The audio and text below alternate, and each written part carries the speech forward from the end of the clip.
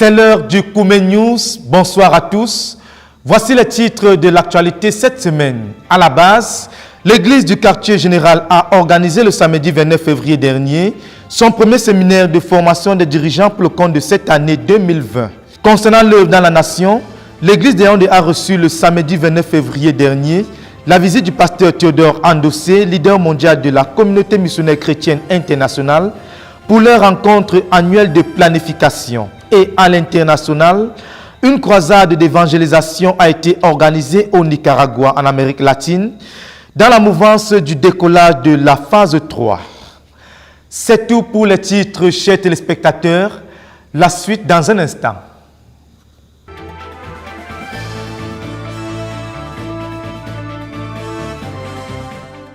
Quartier général, la base vibre au rythme de la croisade de prière de 120 jours en cours depuis le 2 janvier 2020, accompagnée du jeûne partiel de 100 jours. Parvenu à mi-parcours du programme, le ministère de la parole continue à édifier et transformer le peuple de Dieu réuni. Le reportage. Koumé, quartier général, la croisade déterminante de 120 jours se poursuit à la base. La semaine a été marquée par plusieurs faits majeurs, notamment la nuit du samedi 29 février au dimanche 1er mars, qui marquait la 60e nuit de la croisade de 120 jours, et la journée du lundi 2 mars qui marquait le 50e jour du jeûne partiel de 100 jours. Ainsi rendu à mi-parcours de la croisade de prière et du jeûne partiel, le frère Théodore a saisi l'occasion pour demander à ceux qui ont pris fidèlement part à la croisade depuis le premier jour et à ceux qui ont jeûné depuis le début, de rendre grâce à Dieu de les avoir rendus capables d'être fidèles.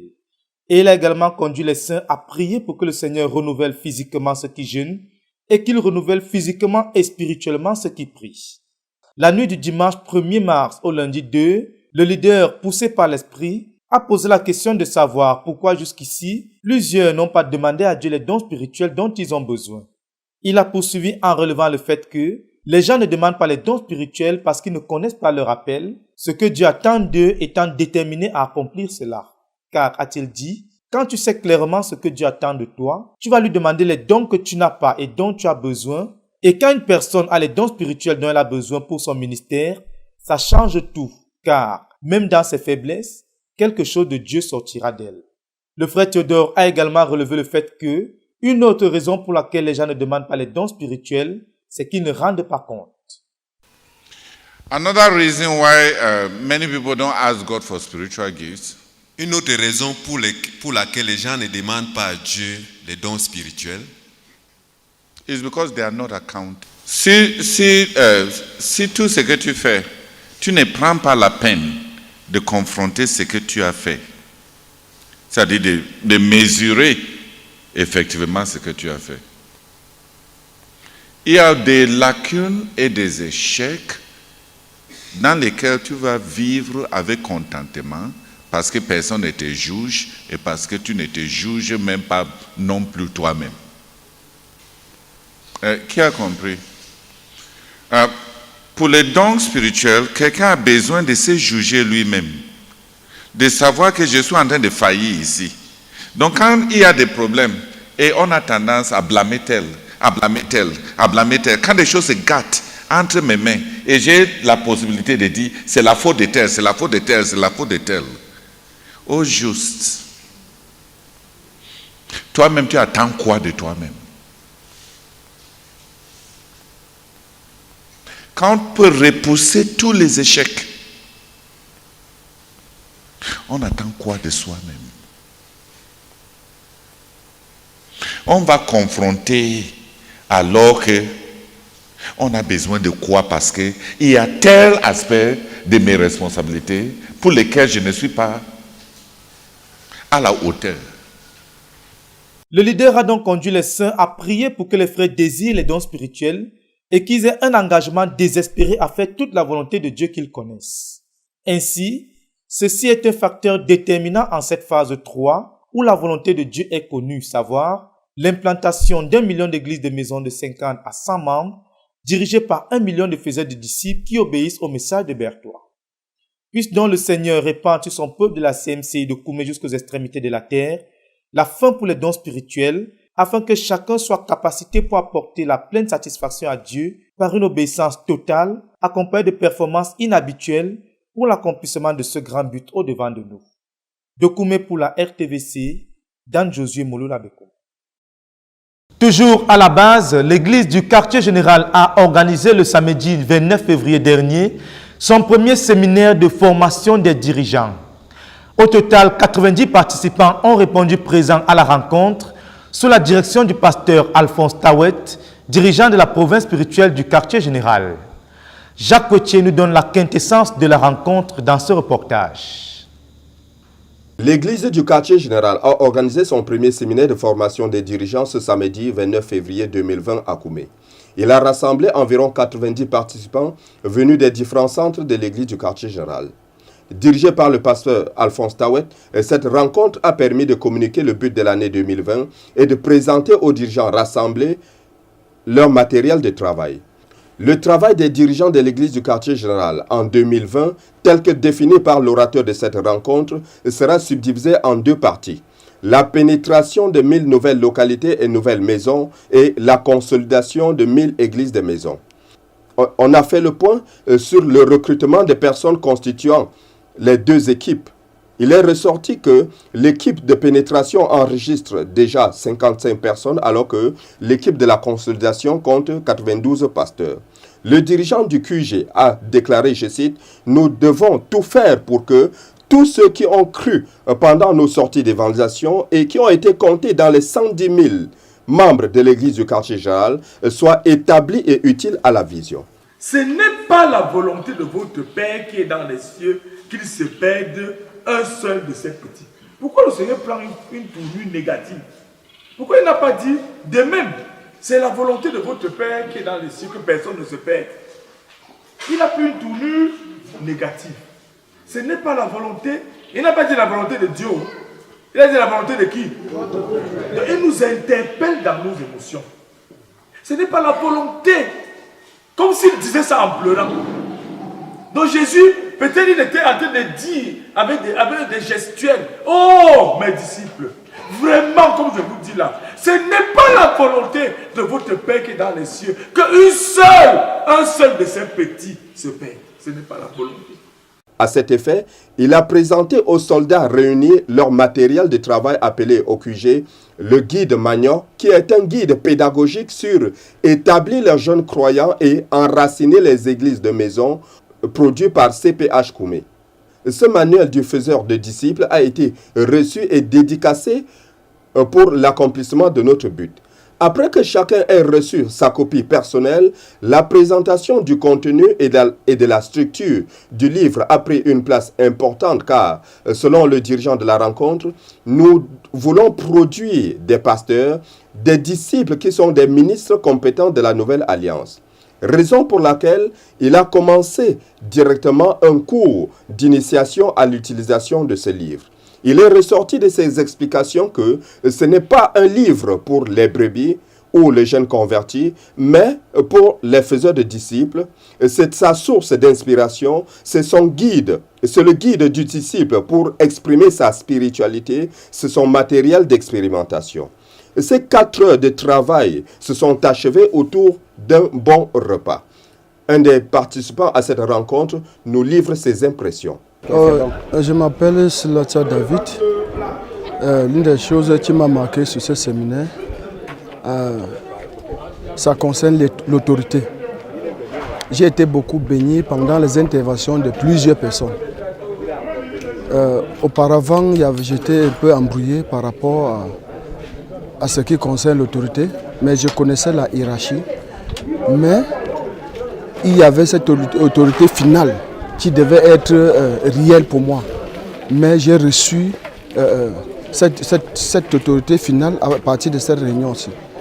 Maintenant, je crois que quand nous allons partir dans les localités, nous allons mieux enseigner aux jeunes convertis ce que c'est l'autorité. Comment respecter les dirigeants, comment respecter les autorités spirituelles et comment il y a les différentes qualités d'autorité. Il y a l'autorité supérieure, il y a les différentes qualités d'autorité. Mais ça m'a beaucoup marqué. J'ai été très très content. Et ce qui m'a aussi tellement émerveillé, c'est les deux bouts de couscous que nous avons mangé à la fin. de ces réunions avec beaucoup de viande à l'appui dans un bon de lait. Et j'étais très content. Amen. Document pour la RTVC, Jacques Koueché. La 7e session de l'école de la connaissance et du service de Dieu se poursuit au quartier général. Le dimanche 1er mars dernier a été marqué par la sortie d'évangélisation des 80 étudiants qui se sont rendus dans les quartiers et hôpitaux de la ville pour apporter la miséricorde et le salut de Dieu au plus grand nombre de personnes possible. Jacques Koueché les a suivis pour nous, le reportage. La 7e session de 42 jours de l'école de la connaissance du service de Dieu se poursuit à Ndombi. Ce dimanche 1er mars 2020, les 80 étudiants inscrits à ce cours ont fait une sortie d'évangélisation dans certains quartiers de la ville de Bertois et dans les hôpitaux. Ils ont expérimenté l'évangélisation de masse, l'évangélisation porte à porte, l'évangélisation stratégique en vue de renforcer certaines assemblées faibles. Enfin, ils ont guéri les malades. À l'issue de cette sortie, environ 587 personnes ont été atteintes avec l'évangile de salut et 274 d'entre elles se sont converties au Seigneur Jésus. Une assemblée de 15 personnes a été également implantée. Un des étudiants a déclaré, je cite, « Tous ceux à qui nous avons présenté l'évangile se sont convertis. Le terrain est fertile. Maintenant, je crois à la prophétie de Santa Cruz. » Quelques étudiants à ce programme nous livrent leurs impressions. Je me nomme Distel Footing. Après la sortie d'évangélisation de ce dimanche, mes impressions sont plutôt très bonnes. Nous avons prêché à plusieurs personnes et plusieurs personnes ont donné leur vie au Seigneur. Il y a une scène qui m'a particulièrement marqué. C'est lorsque nous avons fini de prêcher et que nous rentrons déjà, deux vigiles nous ont accourus et puis ils nous ont demandé de leur prêcher l'évangile. Et on les a prêché l'évangile. Ils étaient tellement réceptifs que ils ont donné leur vie au Seigneur. Nous sommes entrés très joyeux. En fait, pour moi, c'était une bénédiction de prêcher l'évangile. Et pour moi, ça m'encourage davantage à aller prêcher l'évangile. Gloire à Dieu. Brother Chateau Randy, this Sunday, we went out for evangelism, specifically to pray for the sick. So our target was going to hospitals. We first of all started by going to Hope Clinic. We ministered to all the sick patients in Hope's Clinic and we gave some gifts. And the hand of God was there because after our ministration, during the prayer night, one of the patients came and attended the prayer crusade. Praise the Lord. Document pour la RTVC, Jacques Koueché. Dans la nation, cette fois, l'église à Yaoundé a reçu la visite du pasteur Théodore Andossé, leader mondial de la communauté missionnaire chrétienne internationale, le samedi 29 février dernier dans le cadre de la rencontre mensuelle avec les dirigeants dans le but de bâtir une église en phase avec le mouvement de Dieu. Le reportage de Cynthia Siaka. Praise the Lord. Let's together thank God for the facilities that the team has provided for us. Ensemble, remercions le Seigneur pour ces structures que les Tibas nous ont offertes. Let's thank the Lord together. Remercions le Seigneur.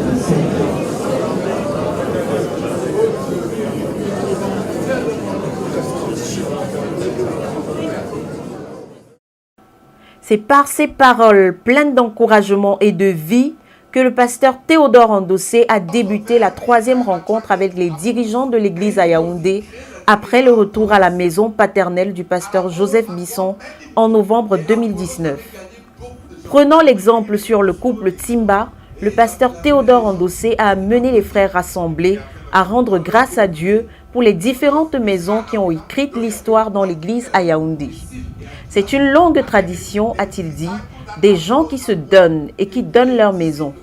L'église à Yaoundé a été sur la libation des propriétés des frères. À cet effet, il a mentionné quelques demeures des frères qui ont marqué l'histoire dans l'église à Yaoundé, entre autres la maison du frère Zach, la maison de la sœur Emilia Tindo, la maison des Bidja, la maison des Bisson, la maison du frère Jacques Yougan. Faisant un crochet dans les Écritures, le pasteur Théodore Andossé a signifié que la toute première église de maison dans la Bible était la propriété de Marie, cousine de Barnabas. Le Seigneur Jésus s'y est rencontré avec ses disciples et ensemble, ils ont rompu le pain, nous donnant ainsi un microcosme de ce à quoi devrait ressembler une église de maison. C'est cette maison qui plus tard devint la chambre haute et plusieurs années après, elle est demeurée l'adresse de l'église à Jérusalem. À cet effet, le pasteur Théodore a plaidé avec les frères de supplier Dieu de ne pas leur donner quelque chose dont il ne peut pas se servir. Car même dans le choix d'un partenaire de vie, a-t-il déclaré, la valeur du mariage, ce n'est pas combien tu en as joui, mais ce qui en a profité à Dieu.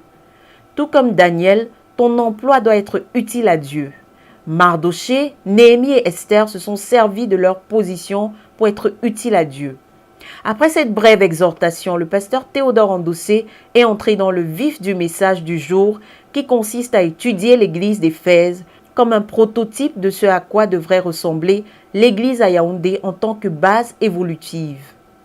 Dans ce sillage, le pasteur Théodore a donné un condensé des différentes étapes par lesquelles l'église à Yaoundé est passée en tant que base, à savoir l'étape de Jérusalem, pendant laquelle Yaoundé a bâti une méga-église d'influence dans la ville. Ensuite, l'étape d'Antioche, pendant laquelle Yaoundé s'est impliqué dans les missions de Dieu, a envoyé des ressources pour ses desseins globaux et des missionnaires. C'est à cet effet que le pasteur Théodore a fait cette déclaration. Nous voulons que Yaoundé soit une méga-église engagée aux desseins globaux de Dieu avec un engagement intelligent. Nous voulons bâtir une méga-église qui reste en phase avec le mouvement de Dieu. À partir de là, ils ont étudié Actes 18, 18 à 27 et Actes 19, 1 à 7. Les fondations à corriger dans l'implantation d'une église. Il est ressorti que l'église d'Éphèse avait été implantée par Aquilas et Priscille lorsque l'apôtre Paul les laissa à Éphèse pour aller à Antioche. Ces deux couvriers de Paul assistaient aux réunions dans la synagogue et prenaient de côté quelques-uns pour leur prêcher l'évangile clairement. C'est ainsi qu'ils ont réussi à faire d'Apollos un disciple après l'avoir écouté prêcher dans la synagogue. Il est ressorti à ce moment que ce fut également la stratégie du frère Zach à Yaoundé. Il prêchait dans différentes synagogues, mais rassemblait ceux qui avaient cru pour faire d'eux des disciples. Revenons à Éphèse. Au retour de l'apôtre Paul, il a remarqué les déficiences dans les convertis de ses couvriers Aquilas et Priscille. L'évangile prêché était déficient et les convertis étaient également déficients à cause de deux ministères, à savoir le ministère d'Aquilas et Priscille et le ministère d'Apollos. Alors l'apôtre Paul a apporté la correction nécessaire dans l'évangile reçu en les baptisant dans l'eau et leur expérience spirituelle à travers le baptême dans le Saint-Esprit.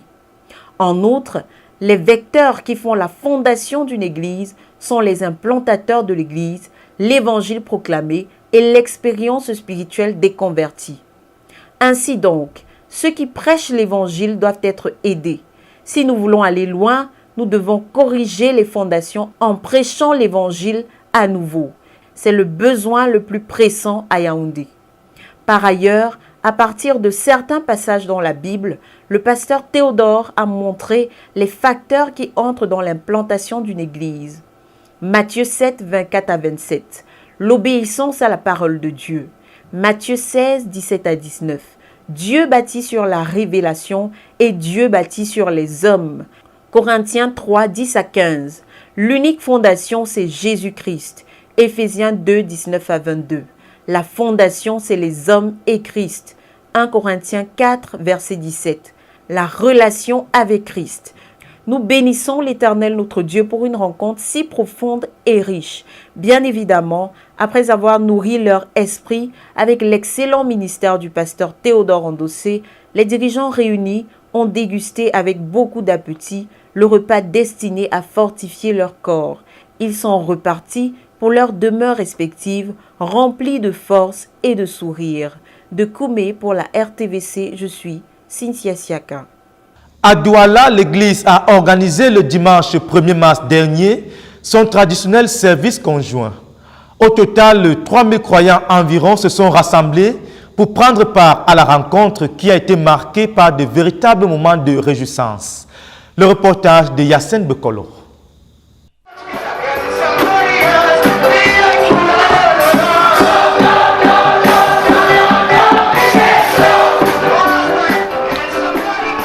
L'église de Douala a organisé son traditionnel service conjoint dimanche 1er mars 2020, 6 au centre chrétien de Ndoksimbi.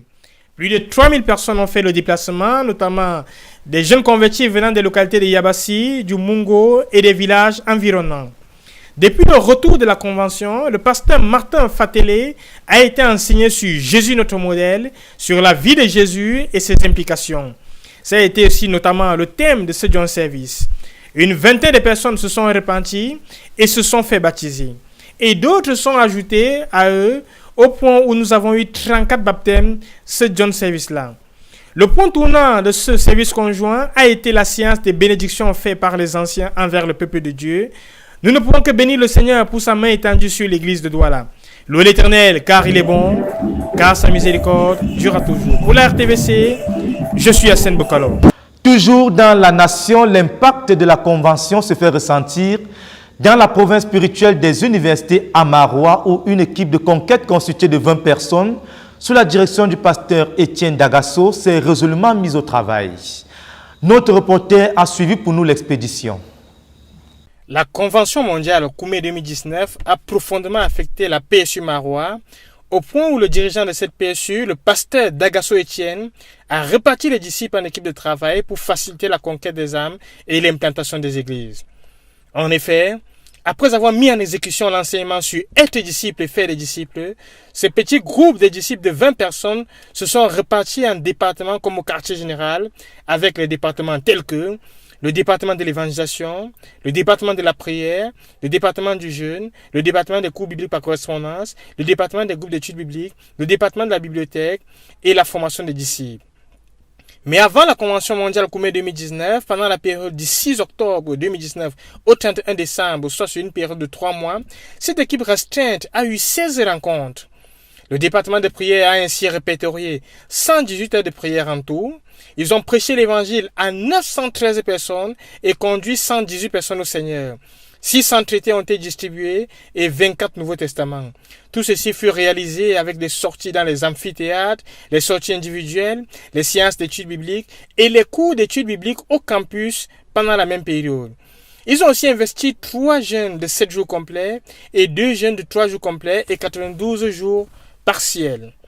Cette période de 3 mois a été considérée comme un échauffement. Enfin, dès le début du mois de janvier et après la Convention mondiale, le Seigneur les a permis de travailler et d'avoir des résultats significants.